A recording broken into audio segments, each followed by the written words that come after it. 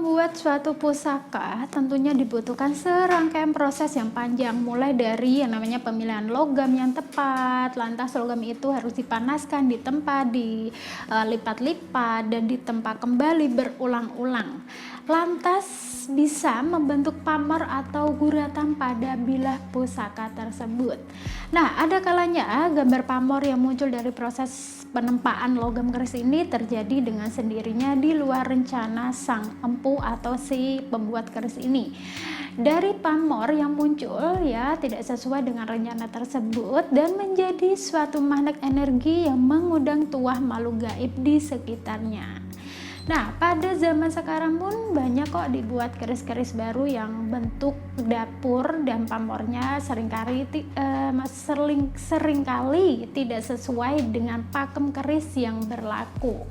Nah, keris-keris itu merupakan hasil kreasi seni ya dari pada zaman sekarang yang sering disebut sebagai keris kamardikan, keris zaman kemerdekaan. Nah, mengenai bentuk-bentuk fisik keris ya, bentuk dapur dan pamor keris dan lain sebagainya, sebenarnya saya tidak banyak mendalaminya ya, karena seringkali bentuk fisik keris itu bukanlah asli kreasi dari sang empu kerisnya.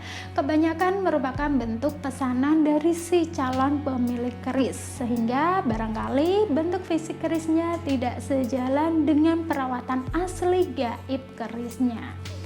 Nah, walaupun tidak banyak manusia yang menyadarinya, karena itu ya seringkali saya terpaksa harus melihat dulu satu persatu keris-keris tersebut untuk lebih dapat mengetahui sisi adanya energi gaib dan watak dari keris tersebut.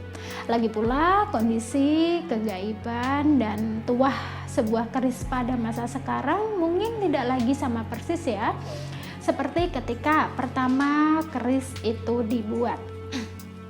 Nah, secara umum keris-keris dengan dapur dan pamor yang sama memang sifat tuah sejenis ya, maksudnya sifat tuahnya sejenis gitu kan, karena para empu pembuatnya juga mengikuti norma pakem atau keseragaman kebatinan perkerisan. Namun selain tuahnya ada sisi lain yang juga harus diperhatikan, yaitu karakter gaib dari keris. Tapi karakter gaib ya tidak persis sama. Misalnya pada keris-keris yang bentuk dapur dan pamornya sama, ada yang karakter energinya halus, ada juga yang tajam, ada yang hawa auranya halus dan juga teduh. Nah, ada juga yang karakter keras dan panas, sehingga keris-keris yang jenis dapur dan pamornya itu pengaruhnya pada setiap orang tidak selalu sama. Cobalah, maksud saya contohnya ya, adalah keris-keris yang karakternya keras dan sifat energinya tajam biasanya sangat baik untuk kesaktian dan penjagaan gaib atau pagar gaib. Tapi sifat energi tajamnya itu tentu berlawanan dengan urusan kerezekian. Begitu juga dengan yang karakter kerasnya dan panas, biasanya cukup baik untuk fungsi kewibawaan dan kekuasaan. Kalau si pemilik keris-keris itu adalah seorang bos besar, pemilik usaha ya, atau pejabat, mungkin tidak masalah.